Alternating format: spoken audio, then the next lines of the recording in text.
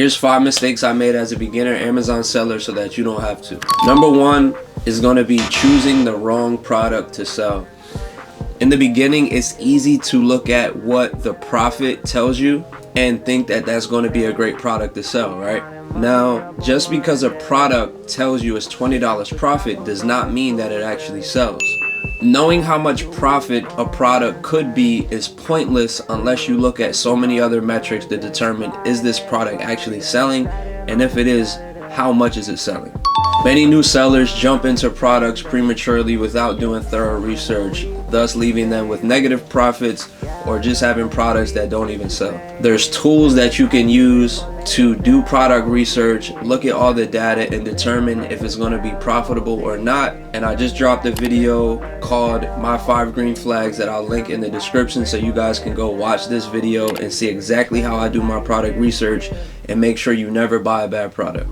The second one is going to be not understanding costs and fees, right? Costs and fees play a huge part in how much profit you actually make. For example, you scan a product, you have your calculator set to FBM. Typically, this FBM calculator by default is set to $0 for FBM cost. Now, if you find a product that tells you it's $5 profit, but you aren't incorporating your shipping cost, you're gonna think that this is $5 profit. When you go and you sell this product and you buy the shipping could be $6, right? Which will leave you with negative $1 profit.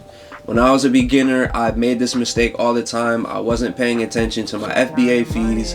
I wasn't paying attention to my shipping, and I was losing a lot of money just based off the fees and the shipping charges. So as a beginner, you want to make sure you're double checking that your shipping is accounted for, your fees are accounted for, and that your profit is at least a 30% ROI and that you're not going to lose money. The third mistake that I made as a beginner was not networking soon enough.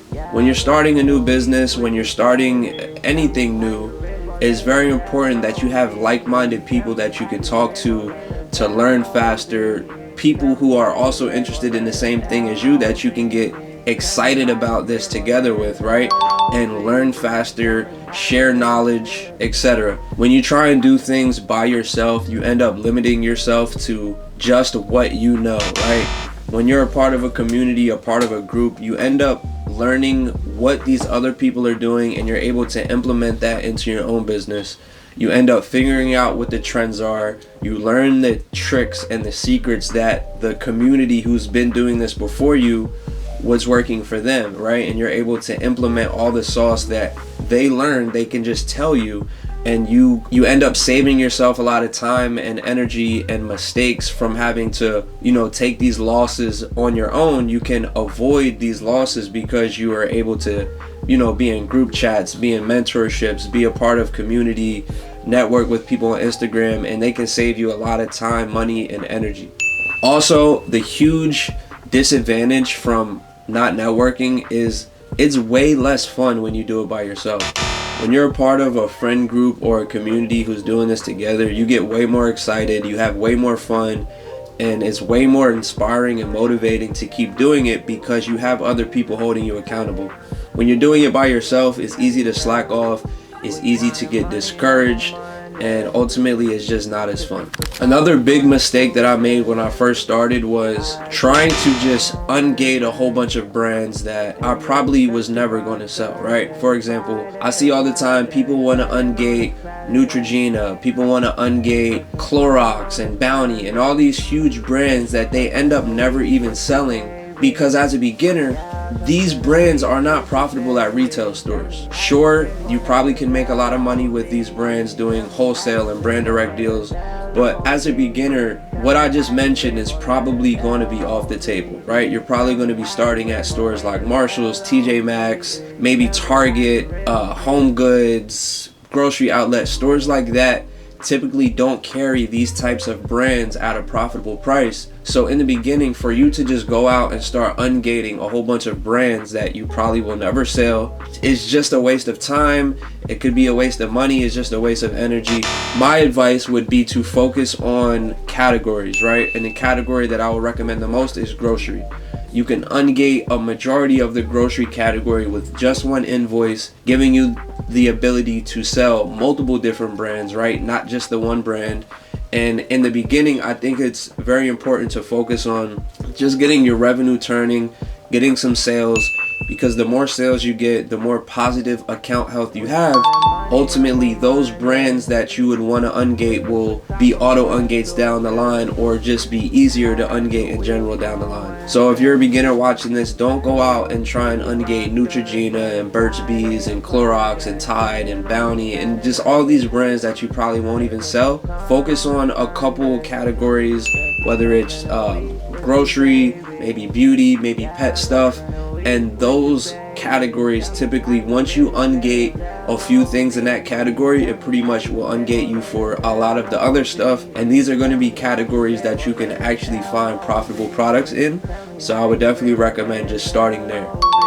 The last mistake that I made as a beginner was either overbuying inventory or underbuying inventory. And why this is a mistake is because in the beginning, you might not be the best at product research, right? So you might see a product and it might be profitable, but it might not sell a lot. You got to make sure you're looking at the keeper charts and you're looking at the estimated monthly sold on Amazon.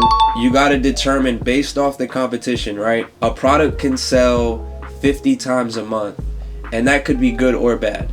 It could be good if there's only 5 people selling it, right? But if there's 20 people selling it, it could be bad.